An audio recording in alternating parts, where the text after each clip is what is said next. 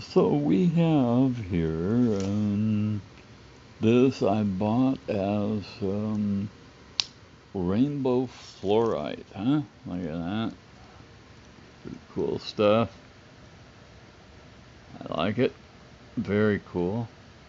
Um, and and this one I bought as a fluorite crystal. Okay, and that is in fact I have shown it to other people, and that's their first thing they yell, fluorite. Everybody knows what fluorite looks like, right? Um, so fluorite is, I think, 4.5 on the Mohs scale of hardness.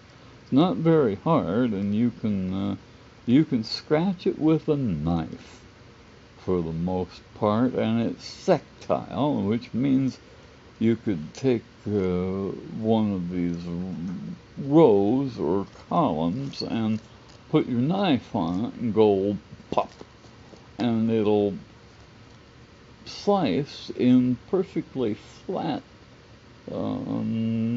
sections like that, kind of, like that, sort of. Okay, so, but the thing with fluoride is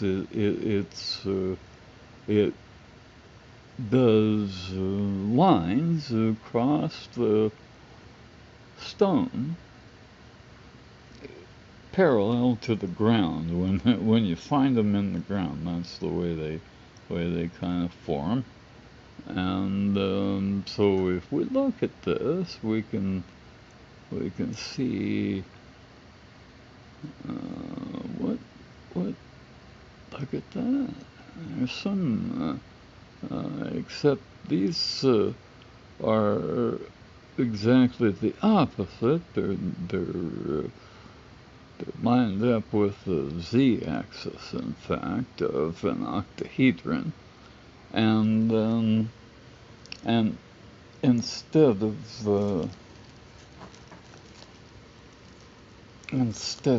being able to scratch it with a knife, here's an 8. Would be like a topaz, and it just sort of, let's see, leaves a bit of itself behind, doesn't make a scratch on the surface there. And this is the 9, so we'll try this again here, and boom, there it is. Whoa, man, look at that, huh? Let's see.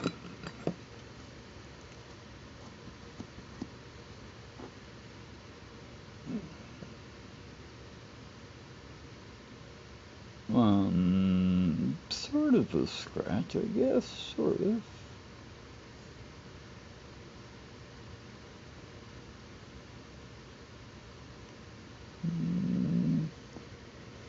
Anyway, here's the thing.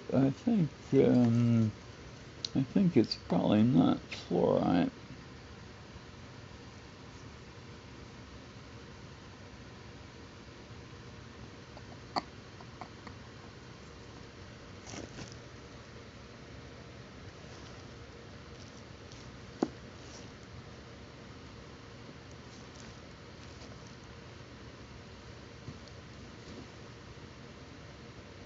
That's the 9. That leaves a scratch on it.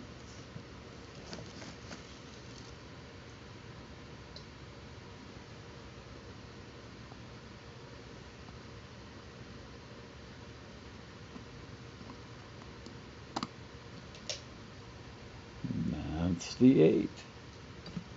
That leaves a scratch on it. Okay, well, looking like fluorite, isn't it?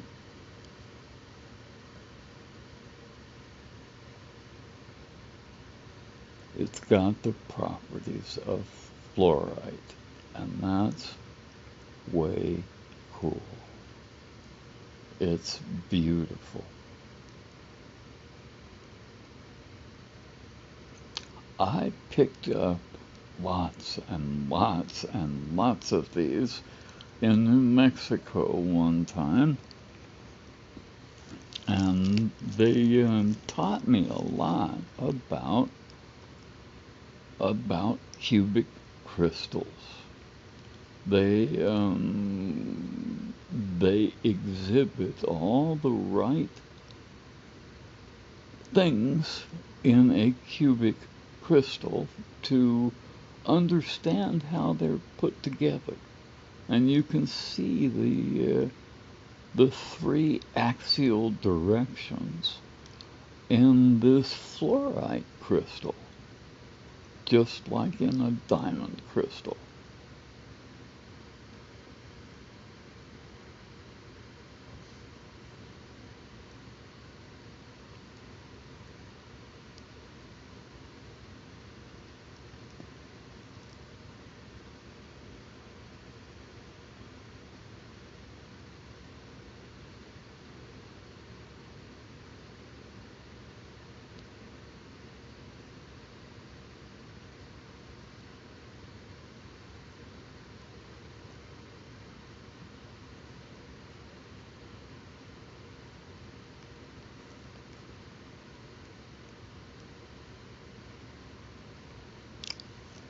This